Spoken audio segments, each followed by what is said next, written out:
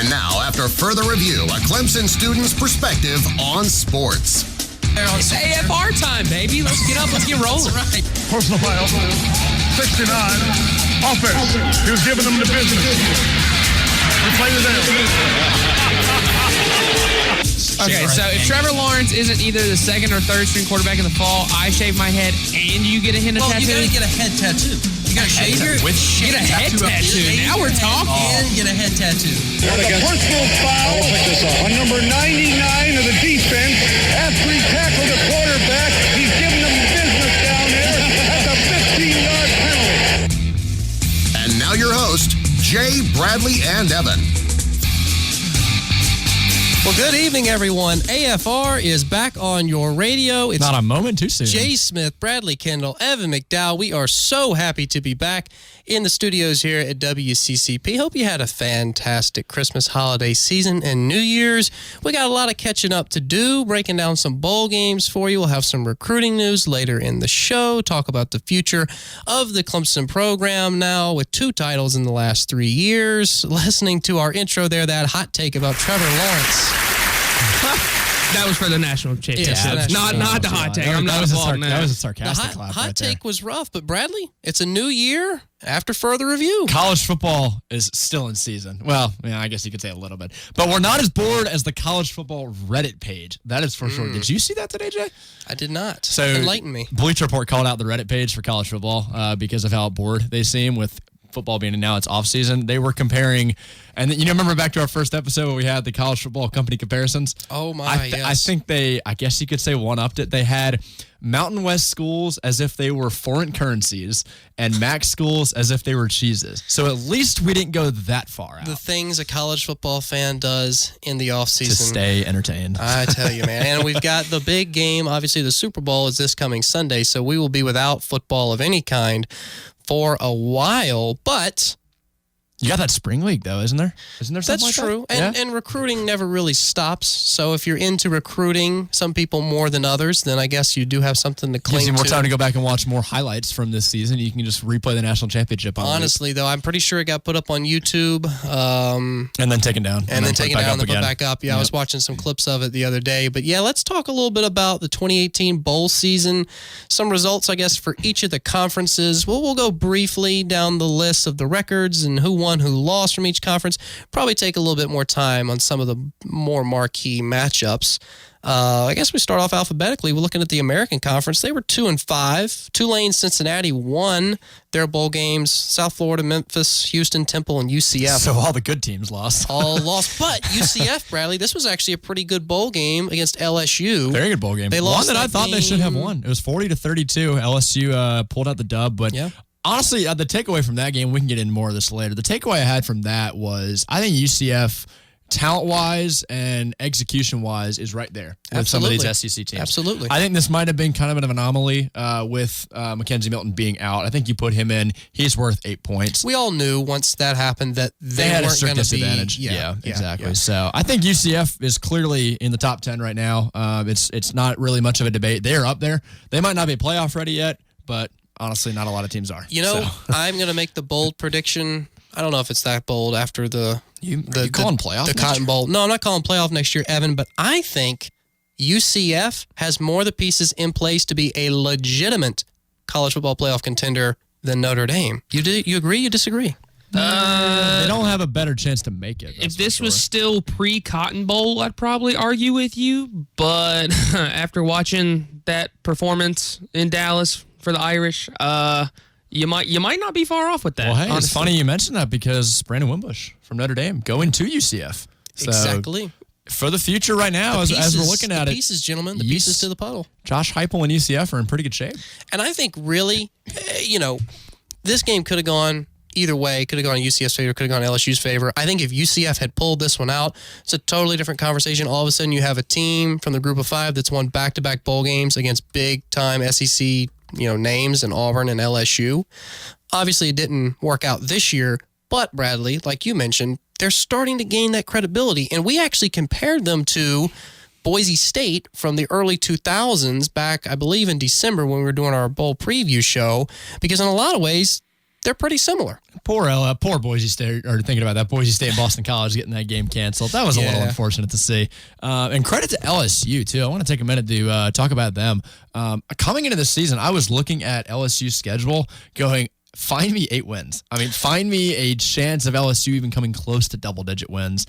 And credit to Ed Orgeron and the staff for making it happen. Going out and getting Joe Burrow, developing him throughout the year, picked up a couple marquee wins early on in the season. I think Coach O will be there for a while. And I really do. I do too. I really do. Which is amazing after, the stint he had at Ole Miss. Everyone was kind of doubting him early on. He's really set himself up for success later on. I think next year they're going to be right there where they were this year. Yeah, no, I agree with that assessment. Again, I think this was... If you're UCF, I really don't think... I think in a lot of ways this is still a moral victory. I mean, you got to the postseason. You played in a big bowl game against a big-time team. I mean, you remember, 2012 Chick-fil-A Bowl when Clemson beat LSU? I mean, that knocked the lid off the program in a lot of ways into elevating it into a national spotlight. And yes, UCF did not come away with the victory here, but it was close. It was a one-possession game, and it proved that they're on the rise. They still have work left to do. Yeah. Nobody's penciling them into the playoff, but I still think there's a little bit of an argument there. And against an SEC school. I think that was the most important part. If this is against like a mid-level Big 12 school, it's not going to carry as much weight. But the fact you were able to compete with an SEC team, no matter how people want to talk about it, the SEC is... 10-win SEC team. Exactly. The SEC is going to be the perennial college football conference for a while. It's always looked at. It just means more. You can tell with a team like that, people are going to respect you. All right, let's go now to the ACC. They finished 6-5 with their bowl record. Obviously, Wake Forest, Duke, Syracuse, Virginia, and then Clemson. Clemson recorded 2 wins, obviously, against Notre Dame and Alabama. A third of the conference wins. Yeah, and then Georgia Tech, Miami, Virginia Tech, Pitt, and NC State. Basically, everyone from the Coastal. Everybody from the Coastal didn't want to show up this month. Their bowl games. Now, interestingly enough, only the ACC and the SEC managed 6 wins in their bowls this year. And the ACC, if you look at it, kind of had the best record overall at 6-5. Really, no conferences stood out. It was a big balance. The Power 5 across the board was very, very balanced, which was good to see because we saw even last year with the Big 10 and Pac-12 being 1-7 and 7-1. You didn't really have a lot of that this year. There were some very, very competitive games, and a lot of teams, a lot of those mid-major, mid-level teams were all kind of relatively the same across the board. What do you make, Evan, of Virginia's performance against South Carolina in the Belk Bowl? Because in a lot of ways, I felt like Virginia wasn't supposed to win that game, but was it South Carolina? They just didn't show up? Or explain that to me, because that just seemed baffling. I mean, they didn't score. Well, it depends on who you ask. If you ask anyone south of the North Carolina border, it was probably an off day, and they just didn't show up. They didn't care. If you ask anybody above that border, it was a great game, and Virginia played, really well. And I think a lot of people had kind of counted them out of that game ahead of time. Mm-hmm. They just assumed that South Carolina had more talent on the roster, that maybe the game would be competitive, South Carolina would pull away, and Virginia just shut all of that up and made South Carolina look like a significantly inferior opponent. Is that a big win for them, Bradley? Does that make Virginia look... Because again, going back to our previous team we were talking about, UCF, competing against SEC schools, I mean, that is a bowl game, a 4-possession win against an SEC opponent. I mean, they shut them out. It's a huge win. There's no getting around that. That is a huge win for Brent. It's a huge win for the ACC. Mendenhall and Virginia. Yeah, I mean, a team that kind of had been up and down all year. Yeah. They've been kind of on the cusp of getting there. Beat Boise State a couple years ago. But what Bronco Mendenhall did this year... This is an SEC school. SEC school, basically kind of on the road because South Carolina fans took over Bank of America Stadium. Oh, yeah, it's close to home. It's Charlotte, close. 2 hours away. It's close to Columbus, so they're going to pack it in, yeah. And UVA, I mean, Bryce Perkins is only a junior. He's coming back for his senior year. 7 wins or 8 wins this year. I mean, in the Coastal, which is up for grabs, this is kind of a building block. I really was shocked when they shut them out. I really expected, because usually in bowl games, by the fourth quarter, if it's pretty lopsided, you've got your second string guys in there, and I would expect at least a field goal or maybe a trash time touchdown, but to shut them out and dominate them in the manner that they did was very impressive. Yeah, I'm very concerned for Muschamp. I mean, they just built this new practice nice facility. It's great. Nice, it looks nice. Facility. But when you get shut out in a bowl game against Virginia, I mean, if it was Virginia Tech, add on a Tech on that, maybe it looks a little bit more reasonable. but it's Virginia, and they're not a football school. And South Carolina, to not even score, still that's building embarrassing. down in Columbia. That's the mantra. I guess it's a little bit like Michigan, who we will talk a lot about later in the show, how they're kind of running in place. I mean, you go 10-3. Harbaugh says it's a great year, but you end your season with 2 straight losses. One, they got obliterated by the Gators in their bowl game. Florida demolished Michigan.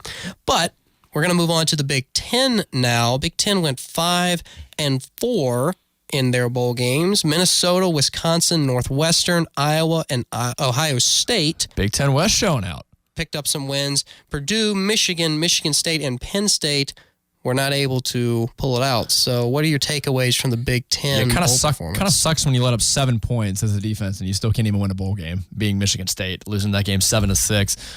But yeah, kind of a little opposite of the ACC's bowl season. You kind of expected the Coastal to not really perform well. They were looked at as obviously the lesser of the two when it comes to conference strength. But the Big Ten West, Wisconsin, after kind of a down year, blows out Miami, gets two wins in a row now against the Hurricanes in bowl season. How about Pat Fitzgerald at Northwestern? We talked extensively about them in the preseason.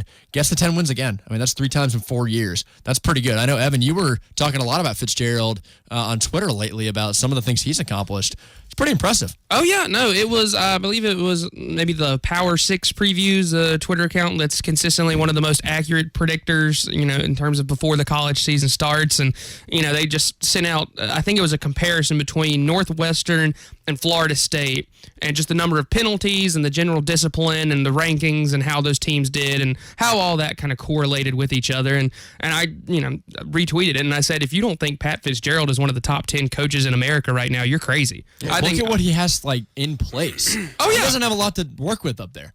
And he's got Hunter Johnson next year. He's consistently up there in everything, basically. Recruiting at a smart school, that's impressive to even get players to come up there, competing in a their facility's now helping. Top in the country in terms it's of impressive. Money spent, and 10 wins in three of the last 4 years. That's impressive. It's probably going to happen again next year. Look at the Big Ten West. Wisconsin's getting a little worse. We expected them to kind of run away with it.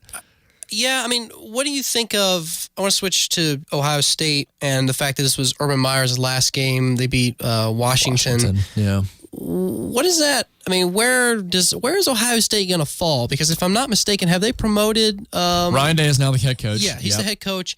I don't know the details on his contract. I assume he has a new contract now as a head coach. He'll be there for a while. But do you think that's a smart move by Ohio State, hiring a guy that's already in-house? Because it reminds me a little bit of Pete Carroll at USC, and they kept hiring guys in-house, and it didn't really work. I like the hire. I don't know who you'd go after currently. I can't really think of anyone.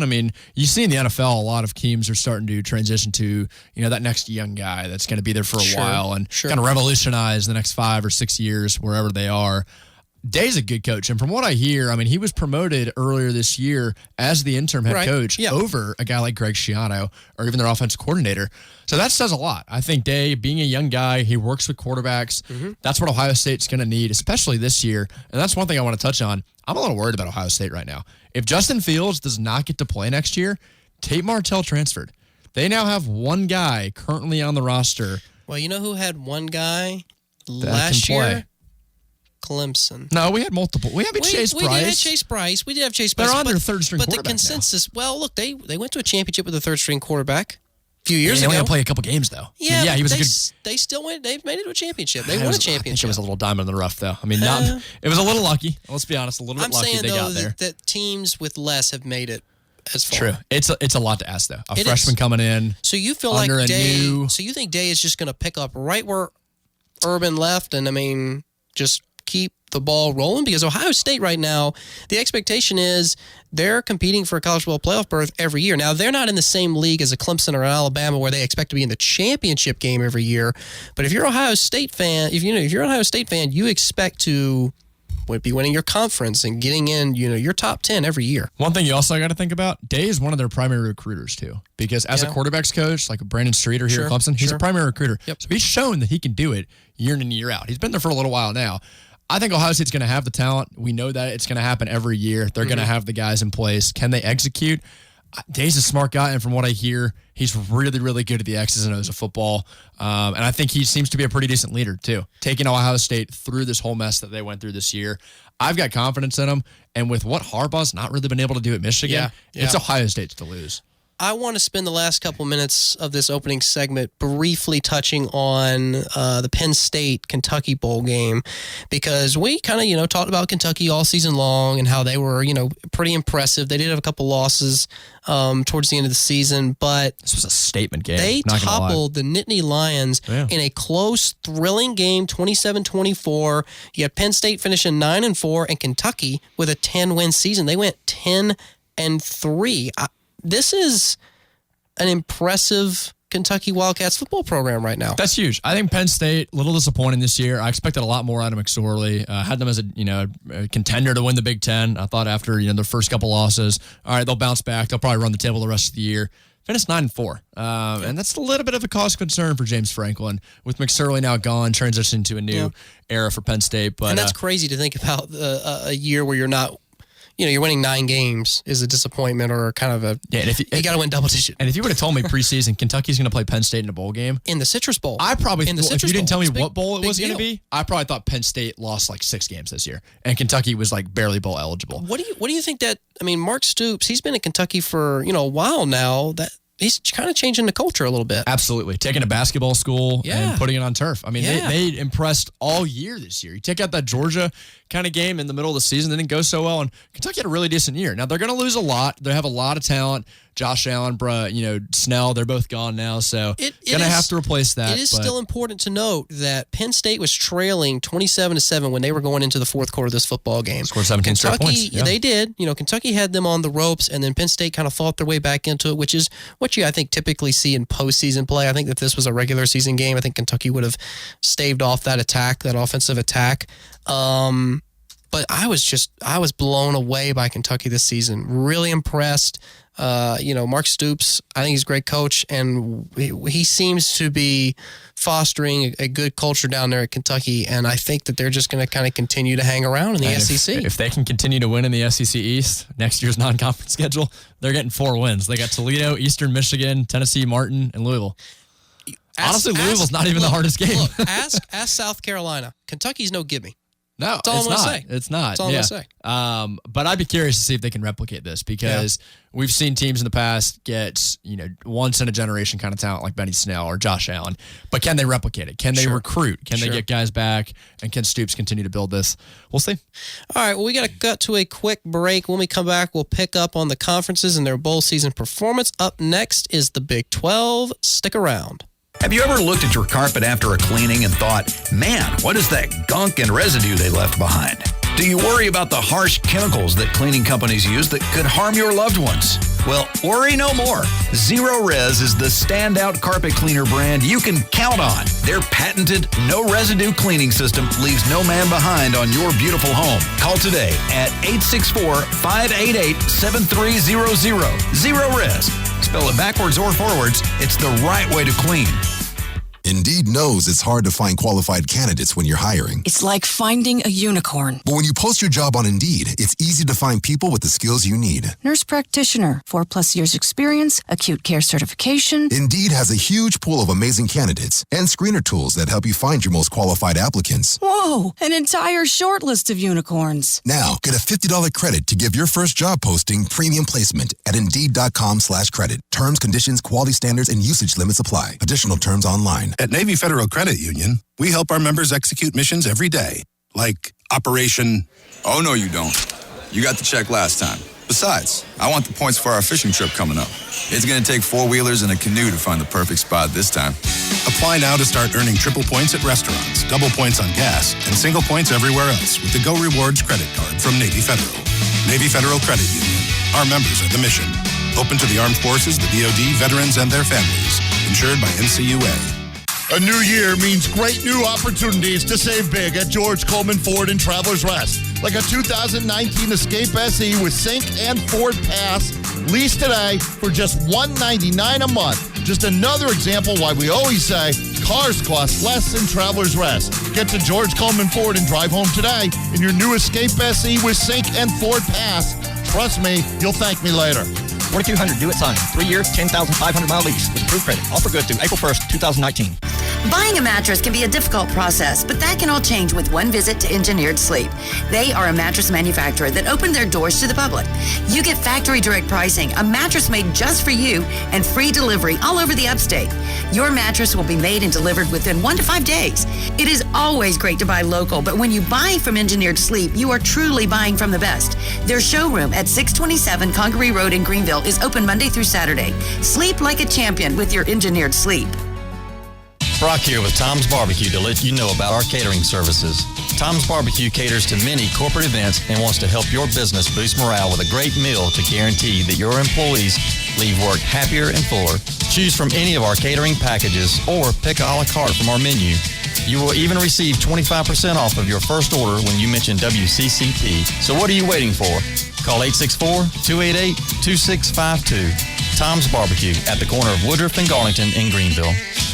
No one plans a plumbing problem. Lucky for you, Roto-Rooter is there 24/7, 365, just like they have been for over 30 years. Locally owned by proud Clemson alumni, they'll handle anything. Plumbing inside or out, home or business, from sinks to disposals to septic tanks. They are the experts, serving the upstate and western North Carolina. Call 288-7686 or online at rotorooter.com.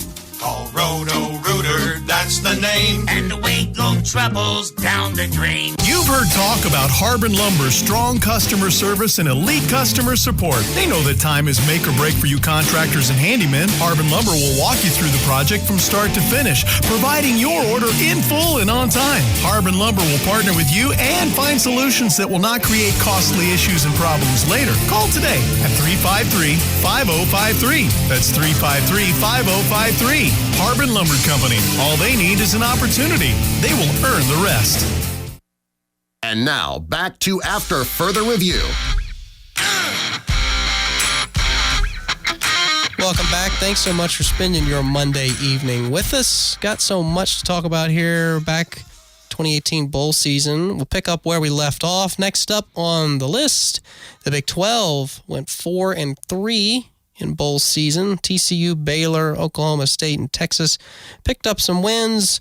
Meanwhile, TCU kind of got a win. Kind of, yeah. Kind of. Still counts. Still in the W column. Yeah. West Virginia, Iowa State, and Oklahoma all dropped their games. Oklahoma obviously played Alabama in the semifinal. Yeah, the surprise there obviously is Texas. I think no one really anticipated Texas taking out Georgia like they did. I think that was a huge statement. Georgia then got them back in basketball, which I thought was funny last week. Not exactly on the same level there, but yeah, I mean, big win. We talked about the Baylor-Vanderbilt game being the most boring game of the year in bowl season, and it actually turned out to be pretty decent.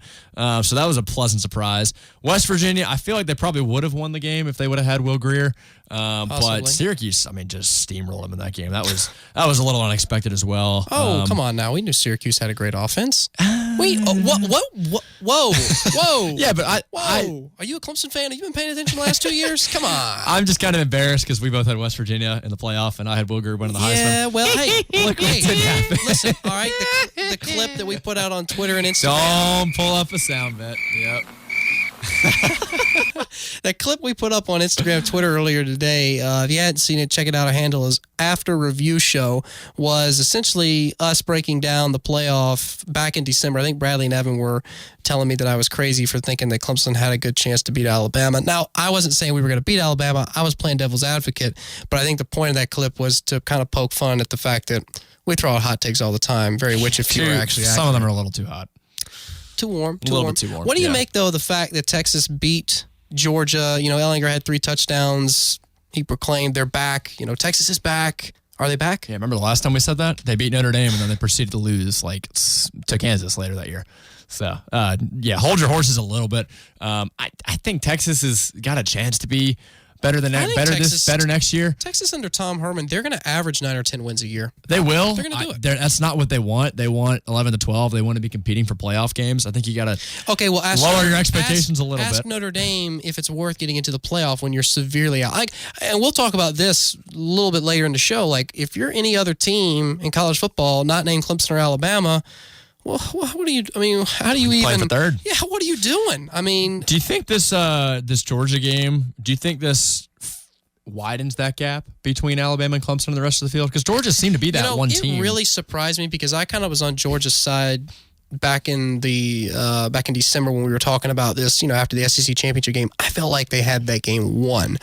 Obviously, it fell apart for them at the end, but I really expected Georgia to still carry momentum into the bowl season. Clearly, Texas showed up. Georgia had performed better. You can't tell me that they weren't motivated to play this game. They had a lot to prove. The air was let out of their sails. They were just way more to lose than they did to win. Yes, but they were completely demoralized. After being up on Bama by 2 touchdowns, the game was essentially in the palm of their hand. It's the second year in a row they're trying to beat this team. In a lot of ways, a huge rivalry game, a lot on the line, and to give it away in the fashion that they did. I understand it's a bowl game. I understand it's an opportunity to go on a trip and celebrate the end of the season.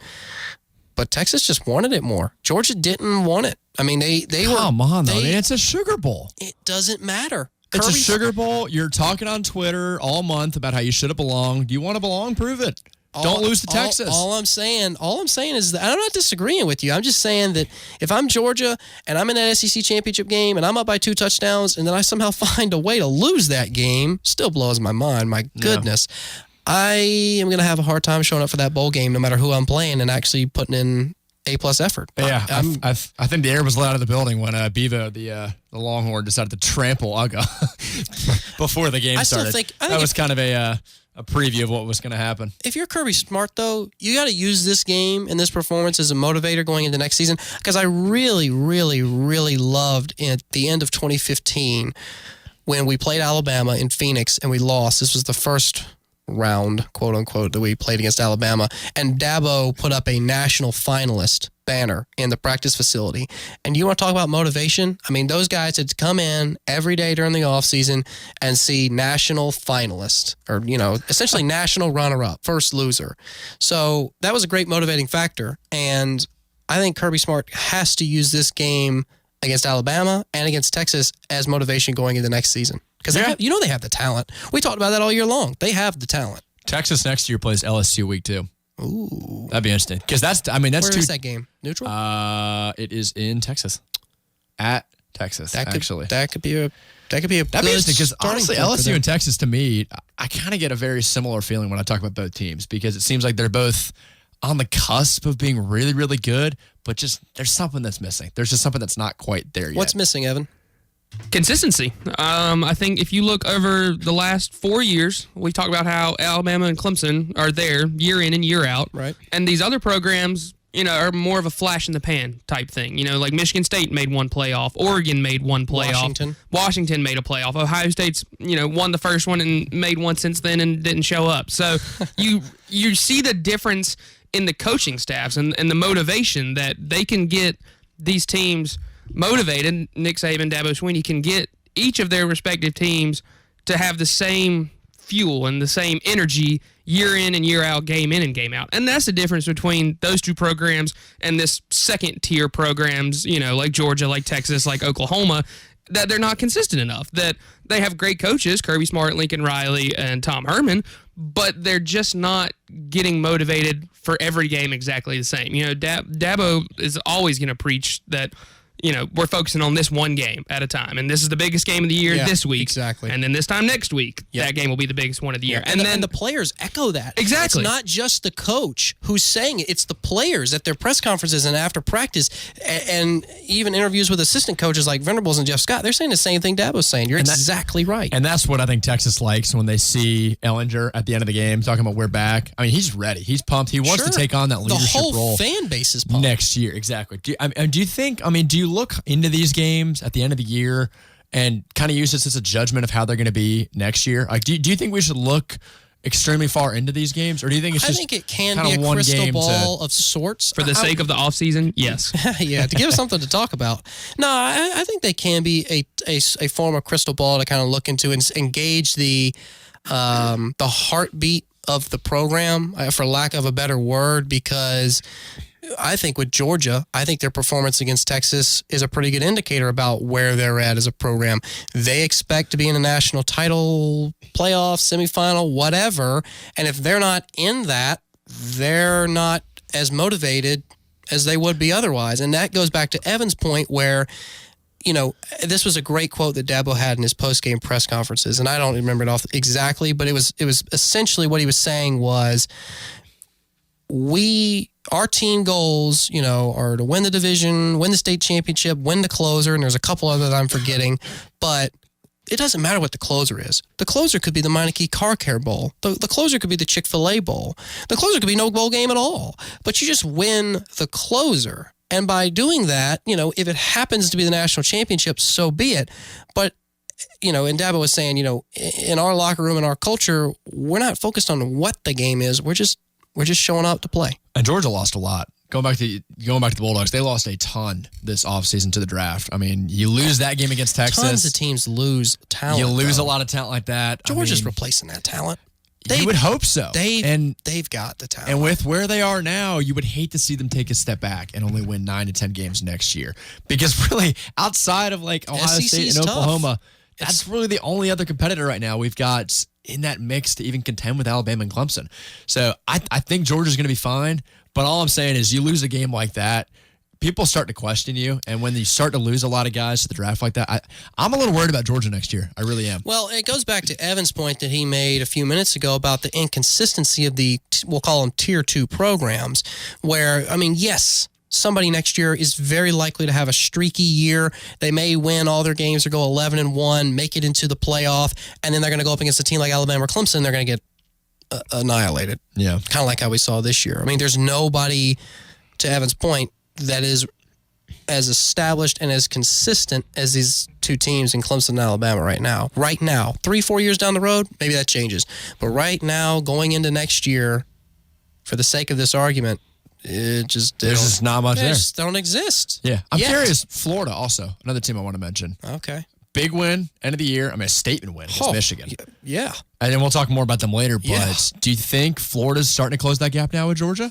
Because there's not, outside of them. With Georgia or Alabama? In the SEC East. I'm just talking about the SEC East in particular. Because we know Kentucky's probably going to fall back. Georgia's up there at the top right now. Is Florida closing the gap? Because I was pretty down on the Gators this year. I think they still aren't as talented as Georgia. I think Dan Mullen was a home run hire. I think he was too. Home run hire. I think you give Dan Mullen. Look at what he did at Mississippi State. That's all I'm going to say. Let the record show what he did at Mississippi State. He went 2-17 against top 10 teams. He did, but they escalated to the. I think weren't they number one briefly, or was that Ole Miss? Mississippi State did get the number one in the country at some point. It was. It was like you can credit Dak for that. Yeah. But no, he took a program that had been really not good at all in a long time, if ever, and made them respectable. And so I think he don't hate on the cowbell like that. It's almost as bad as those Vuvuzelas. The Vuvuzelas. I was just thinking of South at the Africa. World Cup game. Oh my goodness. But wrong football. I think that Dan Mullen, give him 5 years, and if Florida is patient with him, I think he can really turn that program back to what it was under a Spurrier, under an Urban Meyer, where, they're going to be in the national championship. If someone title. can make Felipe Franks look like a 5-star talent, then I'd give you all the credit in the world because Franks has not been a good quarterback for about 99% of his time at Florida. Florida and Georgia, where is that game? It's always in Jacksonville. Oh, it's always neutral? Yeah, the biggest frat party in the entire country outside of spring break in Destin, which and it's usually later in the year. It's usually around November, right? Yeah, later in the year, really in crunch time mode. It's basically kind of the size of the East every single year. It's probably going to be a very pivotal game. It's at that point where you win that game, you've already got 2 games up on them. So I don't know. We'll see. If Franks can replicate what we saw at the end of the year this year, and Dan Mullen can continue to build that program, Florida's going to come back. It's going to happen eventually. Oh, yeah. And it may not be with Frank. It may be with, again, Clemson as a parallel because it's easy. Taj Boyd. We may not be winning it. I remember, I believe, if I recall correctly, it was like 2013. We were like 8-0, number 5. Went to Georgia Tech and got smashed. Just got smashed by Georgia Tech. And the season kind of fell apart.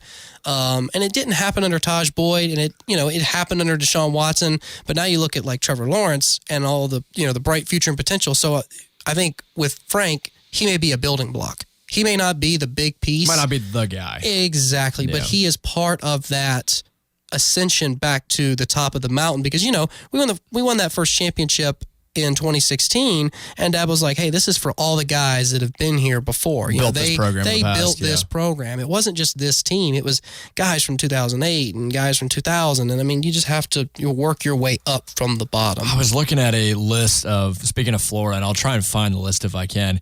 And back in like 2008, how many incredible athletes were on Florida's campus at the time? Oh, yeah, I've seen that tweet. Imagine being a student. I've seen it. Ryan Lochte, you had Al Horford, Cam Newton, Tim Tebow, Chris Leak had just left. I'm trying to think of some of the others, but it was Joakim. I guess we can call Joakim Noah an elite athlete. I don't know, but just incredible, man. Yeah, Urban Meyer was Aaron Hernandez. So yeah, incredible. So not quite there yet. I think Florida's up and coming. I think they got a good chance. And really, you look at the situation in the state of Florida right now, football wise. Outside of UCF, there's really no one there that's contending in terms of recruiting and performance year in and year out. They got a long way to go. It is really shocking because when they hired, and I know we've gone off way on tangent because we were talking about the Big 12, but this is good conversation. It really is good conversation because Evan sure looks bored back there. I'm listening intently. I'm focused. He is.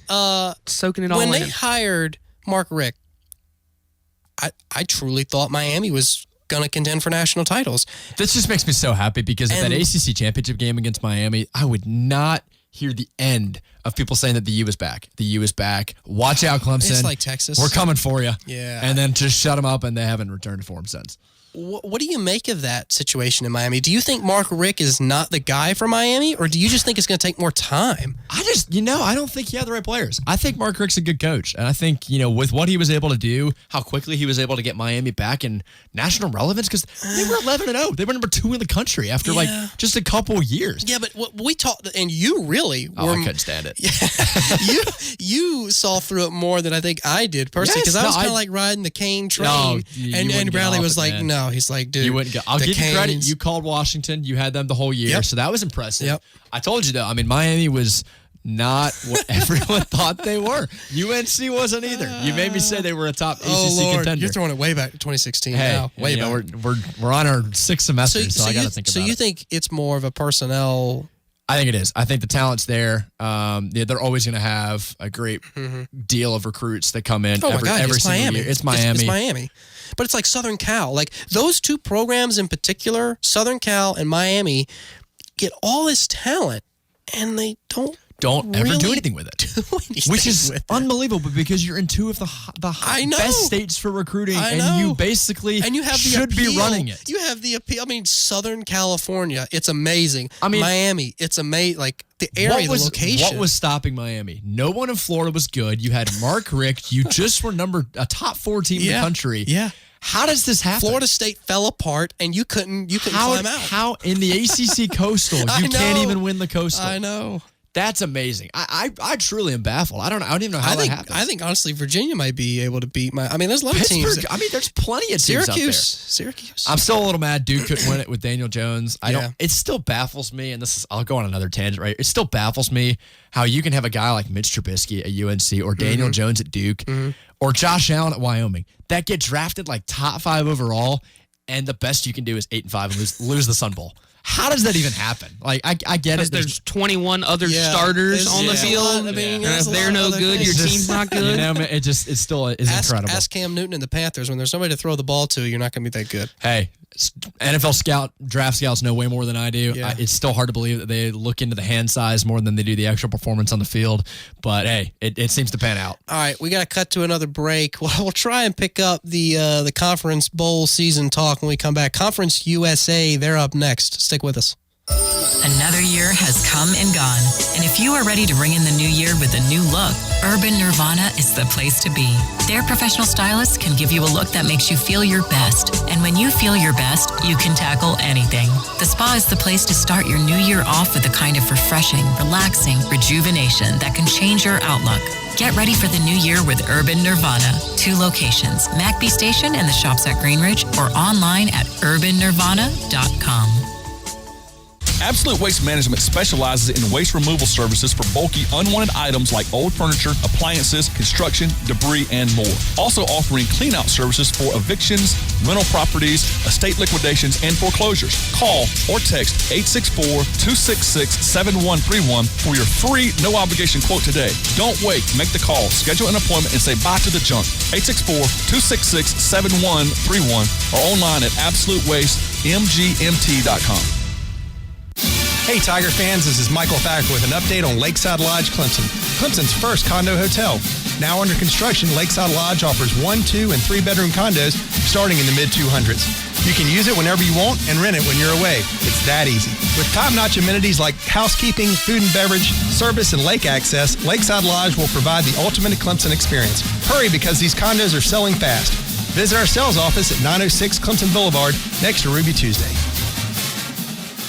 Start the new year on a new floor from Lumber Liquidators. Get 2019's hottest styles at amazing prices, like waterproof flooring up to 20% off, or save 5 to 15% on a variety of hardwood floors with coupon. Get a new look for the new year. Our installation team can take the worry out of the whole job. Special financing options and our best price guarantee ensure that you're getting a high-quality floor at a great value. Visit your local Lumber Liquidators or lumberliquidators.com by Tuesday. A new year means great new opportunities to save big at George Coleman Ford in Travelers Rest, like a 2018 F-150 XLT with 4-wheel drive and heated seats, $13,000 off MSRP at just $37,960. Are you kidding me?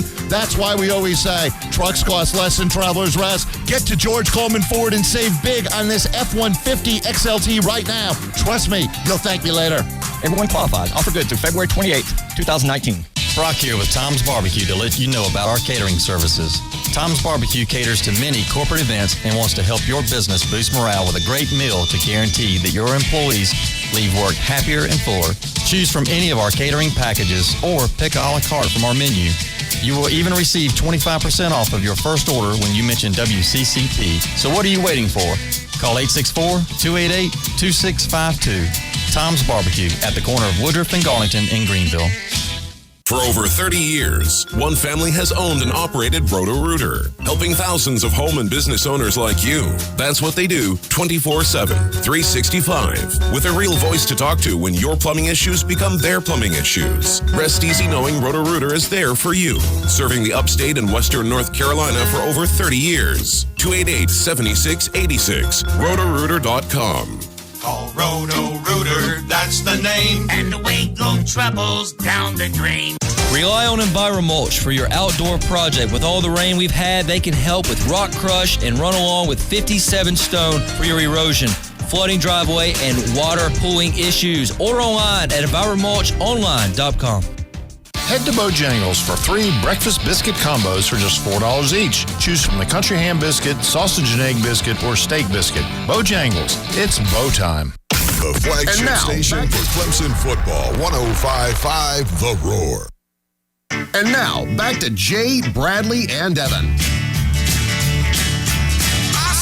Well, I tell you what, this is my promise. Not that I don't enjoy the songs that we've had, but we will be trying out some new ones. Hopefully. We've been saying that for like 3 months. If you've got some song suggestions, tweet them at us, and we may throw them in the lineup for next week's Family show. friendly, preferably. Of course. Please keep them G or PG rated. So we have a question actually that just came in. My dad texted me and said, we actually talk about this a lot. Like he asked me a ton of questions like this, but one that he just came up with now: best Group of 5 team next year. Off the top of your head, best Group of 5. UCF. Yeah, that's not even really Houston. No. Dana Holgerson? No. You want me to go really, really bold here at the risk of being really, really wrong? Yes. Absolutely. I'll take Army. Next question. Who has more wins next year? Army or Notre Dame? Oh, Notre Dame. Without looking at either schedule, that's fine. I'm pulling that I would up right probably now. say Notre Dame. That's interesting. Pull up those schedules and my answer might be different. What are they? 11 games this year? 11-2? They won. Notre Dame? No, Army won 10. Oh, Army. Army won 10. No, they won their bowl game. They were 11-2. Pretty sure. I thought they were 10. They smoked Houston. And they almost messed around and beat Oklahoma. Almost messed around and beat Oklahoma, and I think their last loss was pretty close also. So it was an impressive couple year. points here and there. It was an impressive Go year. Black Army Knights. makes the playoff. Oh, man. Let me pull up these schedules real quick. So Army, this will be interesting. Let's play a little game of win-loss I like right this. now. I like this. Yeah. We're putting the bowl review on hold then. So two very similar, I guess you could say, names in the first 2 weeks. We got Army playing Rice at Mitchie Stadium. That's a win. That's a win. And then they play Michigan week 2 in Ann Arbor. Ooh, see, that's tough for me. Because that should be a loss. You think it would be. But with the way Army played, if they take that same game plan that they took into Norman and almost beat Oklahoma last year, you could easily see Army winning that game like 17-6. Watch Michigan struggle week 1, and then all of a sudden you got to turn around and play Army. You don't like Michigan. It depends. It depends on how Michigan's quarterback 30 plays. in their bowl game. Michigan's quarterback play. Michigan quarterback play. Whoever steps up to replace Shea Patterson, they're going to have to be really consistent. If Michigan loses to Army in week 2, they're coming for Harbaugh's head. Absolutely. Yes. He is gone. Yes. That would be catastrophic. All right, so for the sake of the argument, 1-1. 1-1. UTSA week 2. That's a win. I would hope that's a win. 2-1. Morgan State. I didn't even know they had a football team. Just give us games that they until could. now. That's a win. Games they could lose. Well, I'm going through the schedule. So they're 3-1. Tulane.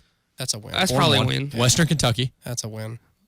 Georgia State. That's a win. Ooh, Georgia State's not bad. State's not bad. No. That'll be competitive. Playing in that former baseball stadium in Turner Field. We'll give them a win. San Jose State. That's a win. Air Force. They always seem to lose to Air Force, it feels like. No, I'll take that's a win. No, All right, that's a it's win. in Air Force. UMass. Win. VMI. Should be a win. And then it gets interesting. Hawaii on the road. That's a long trip. That's a trip. They'll probably lose that game, but it'll be close. No. I don't know why. It feels like longer than 2 weeks, but they played Hawaii November 30th and then Navy December the 14th. So they get a long couple weeks They'll off. destroy Navy. Yeah, you would think so. They would. I'll give them a split in those last 2 games. I don't know. So 10-2? 10-2. Yeah, I'll give them 10 wins. If Army wins back-to-back 10-win seasons. That's huge. That's got to be the first time in 30, 40 years it's ever happened. Yeah, that's Easily. huge. Huge for the Black Knights. So Notre Dame's schedule. And pull this up real quick. I think it'd be interesting if we had, let's see if this can load. Oh, boy. That's not good. At Louisville. That's a win. That's a win. Should be a win. New Mexico. Win. Should be a win. At Georgia.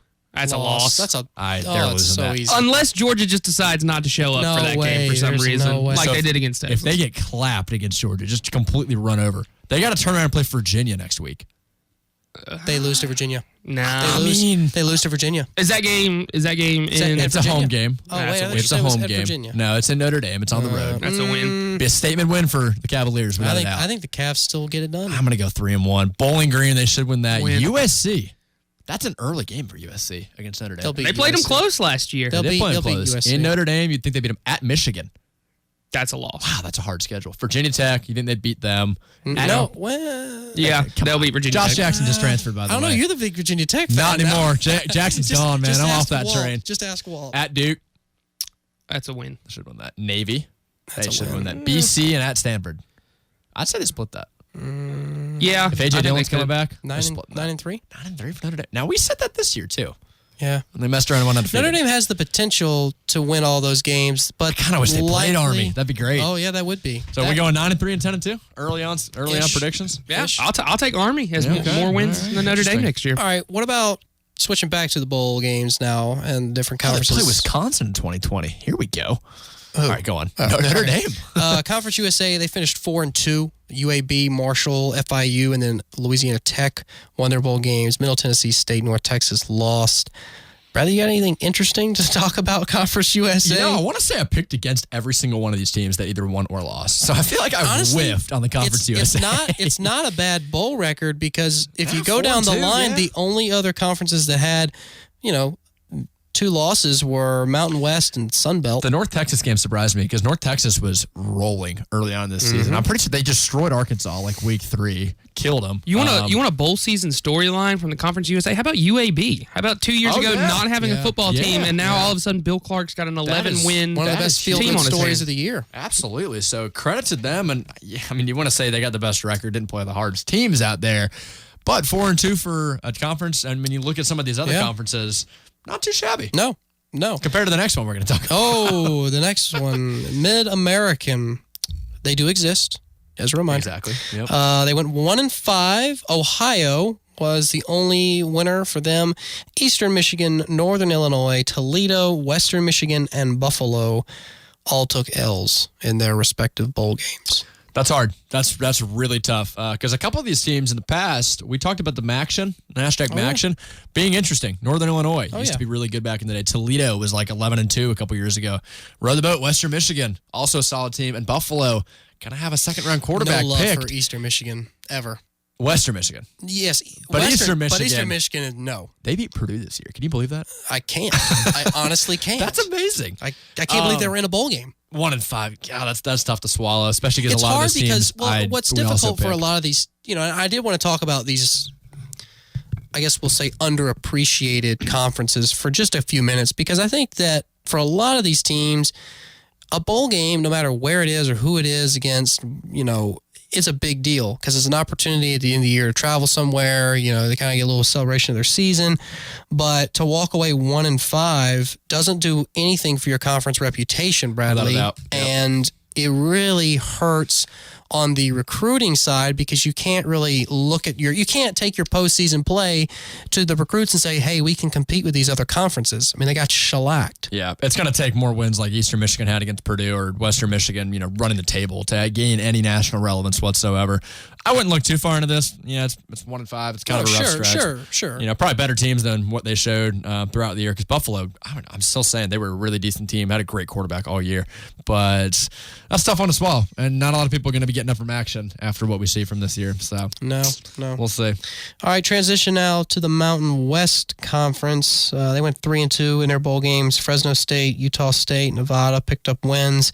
San Diego State and Hawaii. Fresno State, and you want to talk about maybe best group of 5 teams next year. Fresno State was really good this year. Very surprising team. 11-2, finished higher than Boise State for what seems like the first time in forever. And a team like Utah State, they were a sneaky team all year as well. The Mountain West had a little bit of turnover. San Diego State and Boise State kind of fell off a little bit. You saw BYU. I know they're independent, but play a lot of Mountain West teams. Didn't perform well. But Fresno State and Hawaii, those are the 2 teams that really kind of surprised everyone, which was good to see because this conference needs good teams top to bottom to be able to compete. Well, Nevada, they had a lower scoring game against Arkansas State, finished 8-5, won that game 16-13. And yes, it wasn't flashy and there wasn't, 60 points scored between both teams, but they still were able to, get a victory against a team in another conference. So you're slowly building your brand. Yeah. Did we see any teams out of this that have a chance? It's probably not going to happen, but a chance to compete for the playoff or more? Maybe get no. Not a Shut chance? that down right now. Not a chance. Absolutely not. Yeah. No. Don't even think that ever again. Negative. Nope. Not happening. So no Army. No. Huh? No. Not in the playoff. No. Afraid not. No. Worth a shot. Pac-12. This one we'll actually spend a little bit more time talking about. They tripled their wins from last year. They did. Still a rough bowl season for them. They went 3-4. The Cougars, Washington State, Stanford. How about them Cougs? How about them? Mike Leach, baby. Washington State, Stanford, and Oregon all won their bowl games. Arizona State, Cal, Utah, and Washington all lost. Oregon with just, like I said before, the worst bowl win you could have, winning 7-6. That was very surprising, first off. It was. Justin Herbert played the whole game. Yeah. And really, the only really bad performances Oregon's had the last couple of years, because they haven't been as good. We'll be honest. They have not been as good as what they've been. A lot of the bad performances they had was when he was hurt or not playing. So that was kind of the excuse we used coming into this season for Oregon as to why, they weren't as good as people maybe thought they were. But very surprising how they finished this season. It almost seemed like that Stanford game middle of the year where they should have won. They had a 99% chance to win and then found a way to lose. It almost seemed like that just derailed the whole team, which was a little unfortunate to see. I like Mario Cristobal. I think he's a great coach. I think they're going to be in this exact spot again next year. I think they have a chance to really compete next season. We'll see. Herbert didn't. They scored in the fourth quarter? Well, he is staying, and I'm sure Chris Ball is happy about that, but Oregon didn't score until the fourth quarter. They crossed, this blows my mind, Oregon crossed midfield 3 times the whole game. Wow. Oregon. Wow. And that's in a bowl game. Both of these that's teams. Pretty sad as an offense. That's pathetic. Both of these teams have made the playoff in the last 5 years, and now they're messing around and putting up baseball scores on each other in the Red Box Bowl. Now, you want to talk about programs that rose to the top and then fell right back down? Man. Look no further than Oregon and Michigan State. And I'm surprised because Herbert's going to go first overall maybe next year. Going to be a great quarterback, you'd think, in the future. And a lot of the coaching turnover, too. Oregon has transitioned, it seems like, back from the Chip Kelly days. Hasn't really been able to find a stable coach to, bring them back. Well, this is his first season. Cristobal, I know is his first season. Are you already saying that Cristobal is the next great Oregon coach? I'm just saying that it's very surprising how Oregon with Chip Kelly was so good, and then all of a sudden just really started to fall off because the Pac-12 hadn't been that good. That's because, I'm blanking on his name. Who replaced Chip Kelly? Halfords, Mark Halfords. Yeah, he was not a good coach. There was a couple years where they had a great record, but I did not feel like that was his team. I mean, still let him. He did a pretty decent job his first year, but after that, I mean, he drove the boat, but he didn't. Yeah, I don't think he really contributed a bunch. Stanford, I mean, where do you see them next year with Bryce Love gone now? Chris is coming back. They're going to lose Arcega-Whiteside. Still got David Shaw there, though.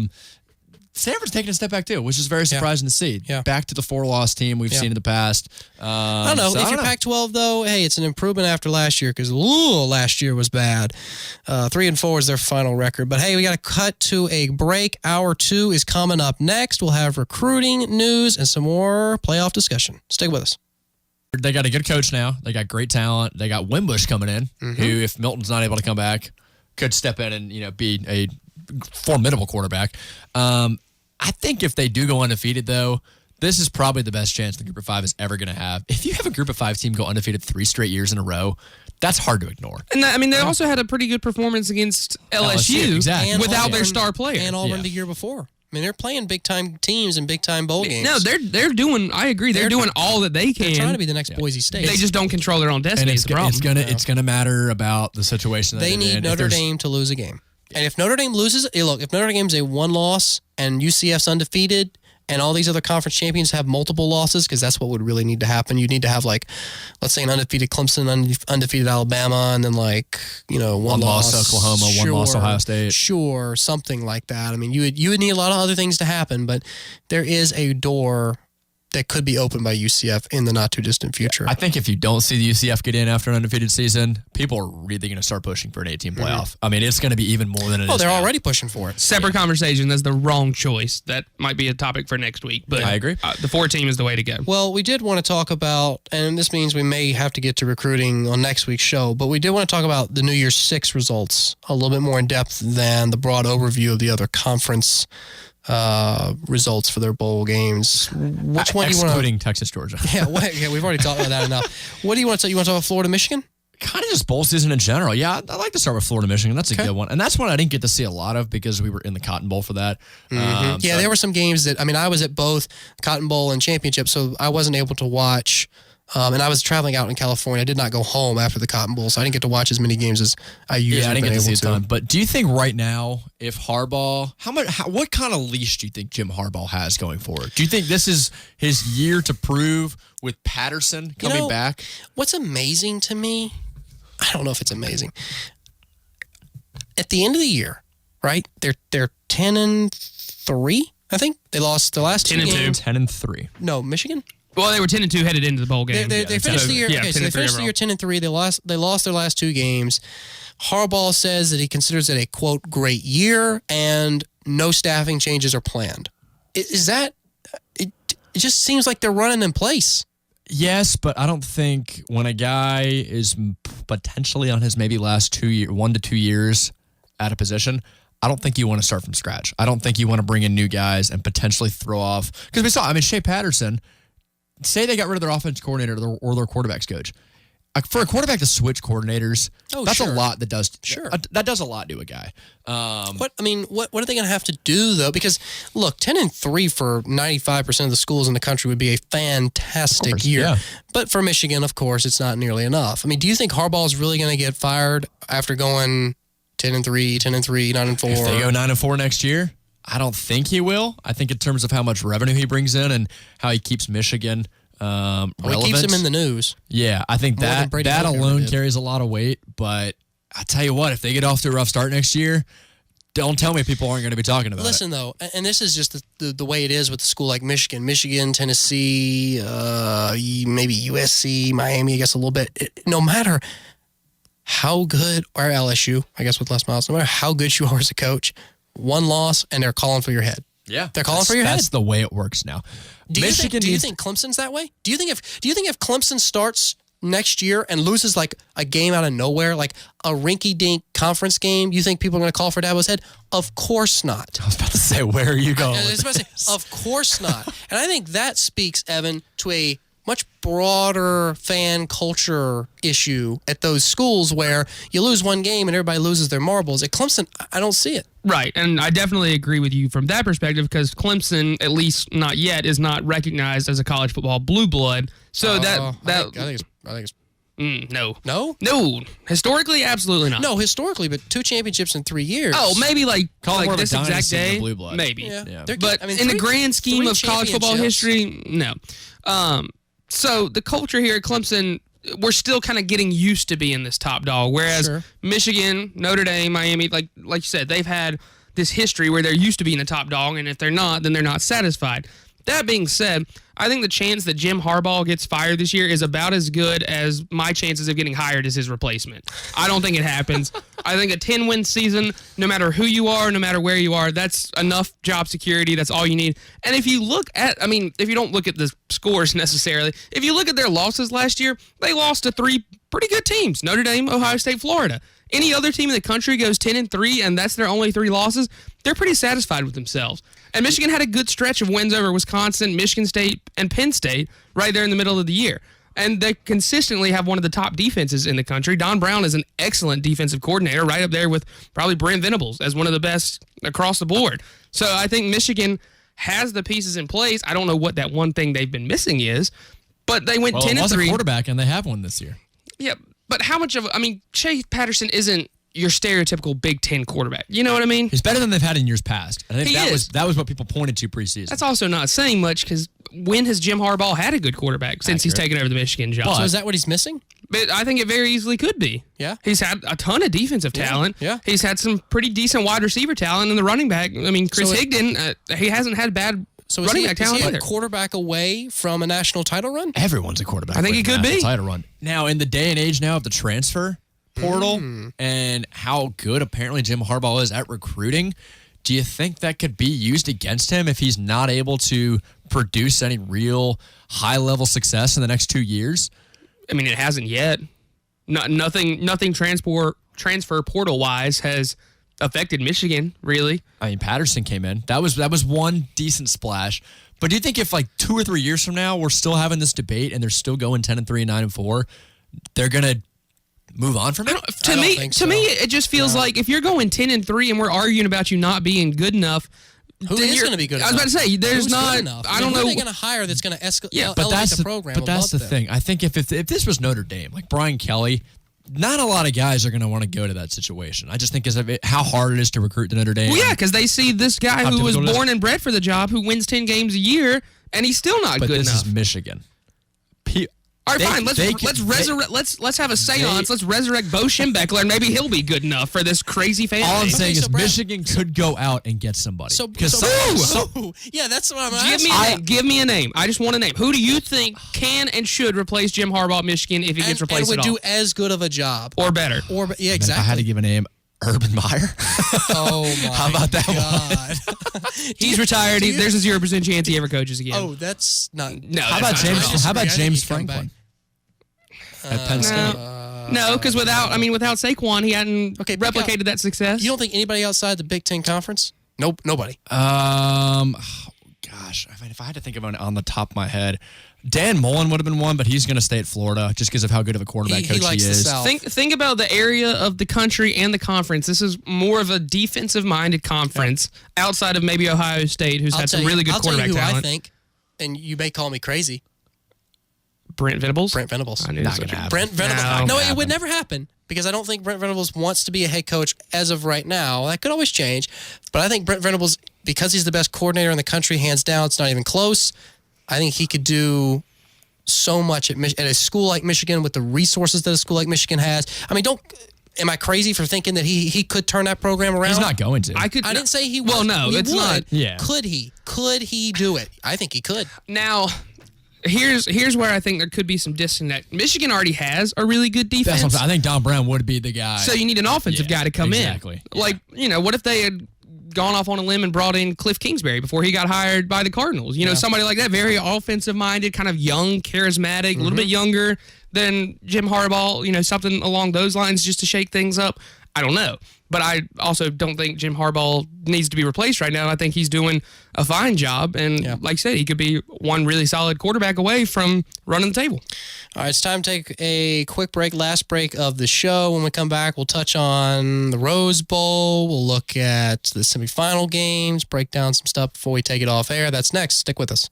Are you ready to go all in on a car? Granger Nissan knows what car will fit you and your family because they are a leader in the market with competitive inventory. They have everything for everyone. Granger Nissan is a family business, so they know the importance of taking care of the ones we love on the road. You can drive with confidence and ease because Granger Nissan has all new vehicles with a lifetime powertrain warranty. Granger Nissan is not just in the car business, they're in the people business. Stop by Granger Nissan of Anderson on 3510 Clemson Boulevard. I'm Kristen Bennett. The professionals at Bennett Equipment rent and sell link belt excavators at 3 upstate locations, Greenville, Spartanburg, and now in Seneca. Link belt equipment sets the industry standard for performance and reliability. Bennett also rents, sells, and services many other types of construction equipment with the service you expect and deserve. Call today, 864-277-7272, or visit us at BennettEquipment.net. And remember, if you need to rent it from Bennett. Buying a mattress can be a difficult process, but that can all change with one visit to Engineered Sleep. They are a mattress manufacturer that opened their doors to the public.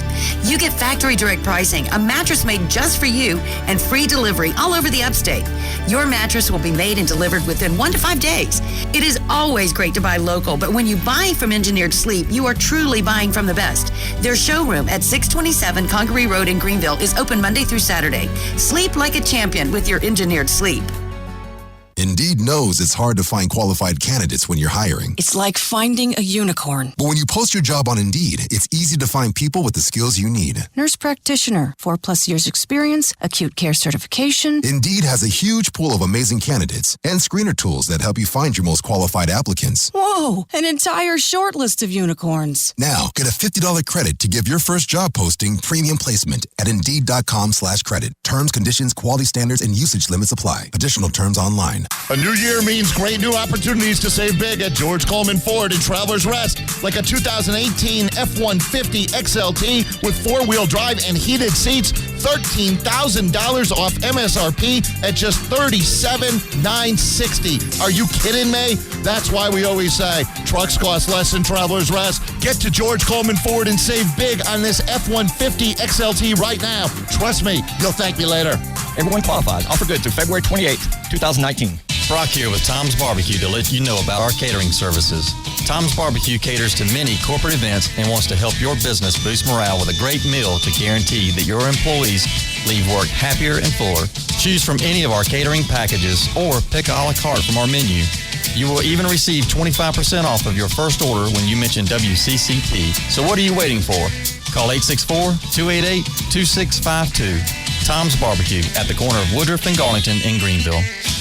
Start the new year on a new floor from Lumber Liquidators. Get 2019's hottest styles at amazing prices, like waterproof flooring up to 20% off, or save 5 to 15% on a variety of hardwood floors with coupon. Get a new look for the new year. Our installation team can take the worry out of the whole job. Special financing options and our best price guarantee ensure that you're getting a high-quality floor at a great value. Visit your local Lumber Liquidators or lumberliquidators.com by Tuesday. When seconds count, a coach must have a team that can perform.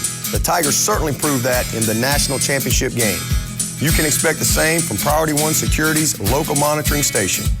Break-ins happen in a matter of seconds. Well-trained, highly skilled operators' rapid response makes all the difference between a break-in and an attempted break-in. Trust in local monitoring from Priority One. See us on the web at Priority, the number one, security.com, 888-407-SAFE. And now, back to After Further Review. Welcome back.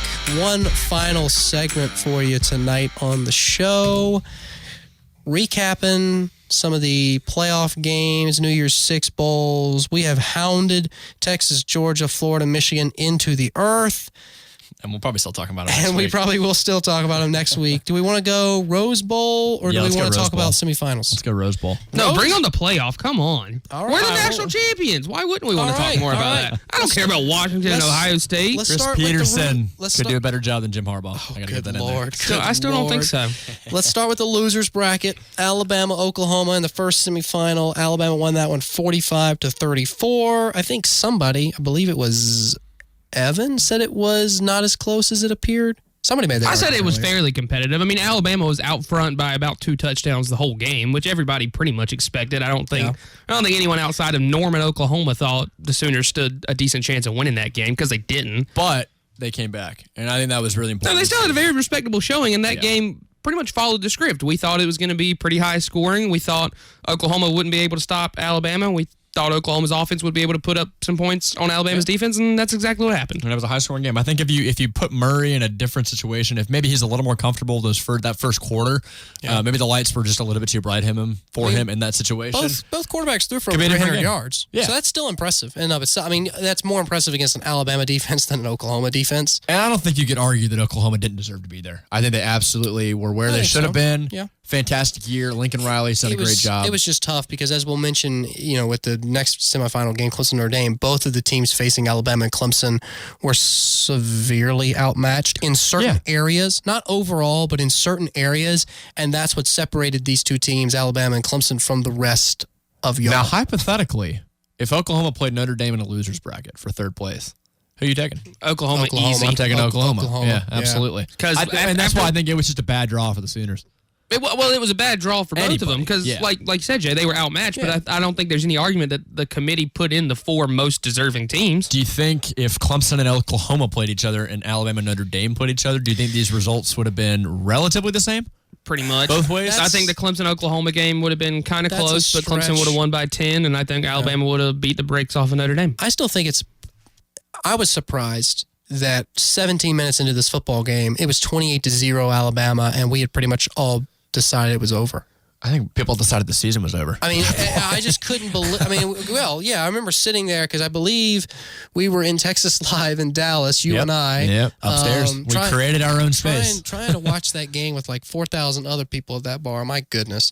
Going, holy cow, we have to play this team in like 8 days. Yeah. And it was tough. How are we going to survive? The fact that Oklahoma, I think the whole year they just capitalized on teams only having 1 week to prepare for Oklahoma and Kyler Murray to get ready for that, great offense that they were displaying the entire season. Mm-hmm. I think if you give maybe Alabama a little bit less time to prepare, maybe Oklahoma can, come up with something. But I think we pretty much knew, like you said, the narrative of how it was going to end up for that game right there.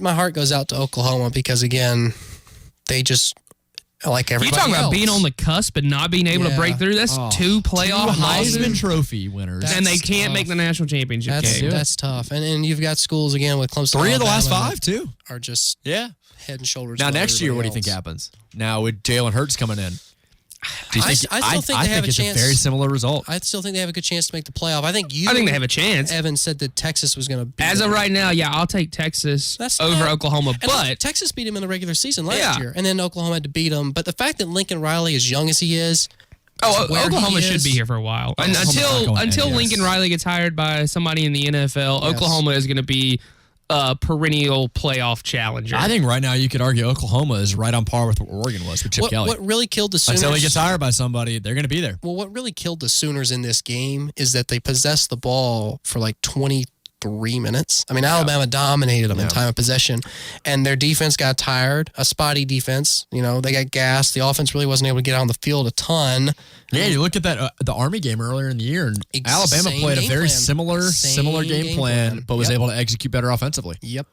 So, I don't know. I look at next year with Jalen Hurts. I'm real curious, and I went back and forth with a lot of people about this. I'm real curious to see how Hurts fits into that Oklahoma offense because I personally don't think it's a very good fit. I don't think Hurts has shown that he can be. We're assuming he's going to be the starter. He might not even. He might still be in the same situation as last year. Spencer Rattler's coming in, who apparently is a mix between Kyler and Baker. He was good in the Senior Bowl. I did watch a little bit of him against some of the top high school recruits in the country, which of course is just the high school version of the Pro Bowl. But the kid's got speed, the kid's got vision, the kid can throw the ball, and those are some traits that Jalen Hurts doesn't quite have. To wrap up this discussion on the Oklahoma-Alabama game, it's an 864 number text in. Will it be Oklahoma-Alabama matchup in the playoffs next year? In a word, no. But I hope so. I hope so. Just for the narrative. Yeah. Jalen Hurts is going to end up being the most traveled man in college football history. He went from winning a national championship to getting benched in a national championship to coming off the bench to win an SEC championship to now transferring and potentially playing against his old team for a national championship. This is a 30 for 30 that needs to take like 3 hours because, you could fit so much information. I don't think it will happen, but it would be, as y'all mentioned, intriguing. Yeah, I think the odds of them even playing first off is probably a little slim to none, and the odds of both teams making it. All right. Clemson, Notre Dame, yeesh, this was a beatdown. 30-3. Did I tell y'all that the guy I roomed with at the Orange Bowl in Miami went to Notre Dame? Really? Oh no, you didn't. That was a fun week and a fun night. Did you watch the game with him? No. So I actually didn't go to the Orange Bowl itself. Everybody else went because they left before halftime of the Cotton Bowl. And I didn't want to miss any of the Cotton Bowl, so I was like, no, if y'all go ahead, I don't need to go to that game. I already know Alabama's going to win by double digits. And somebody needed to make a grocery store run at some point anyway. So I was like, you know what, I'll just stay here. I'll watch the whole Cotton Bowl, and then I'll... One guess as to what you bought at that grocery store. A lot of Publix chicken tenders, actually. Okay. 10 platters of Publix chicken tenders for the after party. Wow. And they killed them. I think they ate about 7 of those trays. Back to the Cotton Bowl in Dallas. What was more impressive? What was more impressive? Clemson's defense limiting Notre Dame to 3 points. Trevor Lawrence throwing for 300 yards and 3 touchdowns. It's got to be the defense, right? I was going to say, how Clemson limited Ian Book. I think the poise and professionalism of a true freshman quarterback. I was never worried about Trevor. I wasn't worried either. Having watched Trevor play and carry himself all year, I expected nothing less than him to continue exactly what he'd been doing. I think he was a little bit rattled. Yeah, but the big thing with the defense was no Dexter Lawrence in the middle, and so we didn't know if Notre Dame could exploit that, if that might be a point of contention. Bryant, though, we knew. I know, but they stepped up. Albert Huggins stepped up. Yes. People on defense made plays in that game, and Trevor Lawrence just boot scooted into boogie like he always did. But to make your 10th career start in a Cotton Bowl against a team like Notre Dame, and to literally lead the way, he took command of the team. You want to know the one thing more impressive than Trevor Lawrence's performance in the Cotton Bowl? Trevor Lawrence's performance in the national championship game. You're talking about a freshman carrying himself with poise against a premier college football team. You're telling me as a 19-year-old who went to prom last April that I have to start in the national championship against Nick Saban's defense? That is terrifying. The real question is, did Trevor Lawrence win prom king and prom queen with that hair? Honestly, it feels like something out of a movie. I can't even imagine the emotions and thoughts running through. He never flinched. It's not like he made a mistake that he had to come back from. No. It's not that he made a couple bad decisions. The very first 2 or 3 plays of the national championship game, he was nervous and threw the ball away. And then other than that, it was smooth sailing the rest of the game. And that's why I think the defense deserves all the credit in the world for that, because they never put him in a situation. They made the job easy. They never put him in the situation where he had. That's Brent Venables. He had to face adversity. And the mastermind that he is on defense. Switching to Notre Dame, because I do want to talk about them briefly. They're 0-6 in BCS and New Year's Six bowl games since they won the Cotton Bowl in 1993. So when they've gotten to a stage like this in the last 20 years, it's been ugly. What does this say about them as a program and where they are? Because, they're able to get to these games, but they don't do anything when they're there. Talent-wise, they're always going to be one step back. Sounds like they need to have a meeting with Oklahoma, since they can relate to how they feel about getting to the big game and then not being able to win. But seriously, it's been a while since they won a big game. Yeah, I think talent-wise, Notre Dame's always going to be one step behind. I just think with how the situation that Notre Dame's going to be in, having to recruit to a smarter school, I give all the credit in the world to Brian Kelly. I think he did a phenomenal job this year, but I just think it's going to take a really, really special season for Notre Dame to finally put it all together. I will say everything that could have gone wrong for Notre Dame in this game went wrong. Yeah. Every bad But even if break- everything had gone right, Oh, absolutely. It still still would have close. been. But Right. just, I mean, the loose ball that was barely one lace. out of And bounds. all of those calls were the right calls, Oh, too. yeah. It's not like they were yes. borderline calls and the refs made the wrong But calls. my- These were all They were correct. all very, My very well judged. Goodness, they didn't get any breaks. They didn't. Nothing. No, that didn't help. And I think that's what Notre Neither Dame- did Alabama. Didn't do themselves any favors. Tua throwing a pick six, the first Well, let's- possession of the game let's doesn't help. talk about that because we got a couple minutes left in the show. Obviously, Clemson And again, demolished. Again, I give the defense Alabama. more props here because I think if A.J. Terrell doesn't jump that pass and return it for a touchdown, it's huge. That set the tone for the whole rest of the game. It allowed Trevor Lawrence to get comfortable. He wasn't under as much pressure. He was able to go out there and execute. And the fact that Saban got out coached, that was incredible Yeah. to see. I mean, the talk about rolling the dice midway You through can the tell, game look, to go Alabama for it. panicked in the third quarter. Going for a fake punt from the 40-yard line is a panic move. Yeah, I'd love to The fake hear- field goal was an atrocity. Terrible. I mean, he took after Georgia real Oh, that's well. right. It was a fake field goal. Right. Sorry, fake field goal. But that speaks to Alabama's culture that they're not used to playing from behind, especially down double digits. When they know the other team's better. Right. And we've seen a panic like that in recent regular season games against teams like Ole Miss with Chad Kelly that, somehow found a way to beat Alabama. Or like Johnny Manziel. Nick Saban could never figure out how to stop that guy. Or even just a few years ago when Clemson played Alabama and you saw that last possession that Jalen Hurts led him down the field, they tried a couple trick plays. Trevor Lawrence didn't throw a pick in this game. He's the second true freshman all-time to lead his team to a national championship.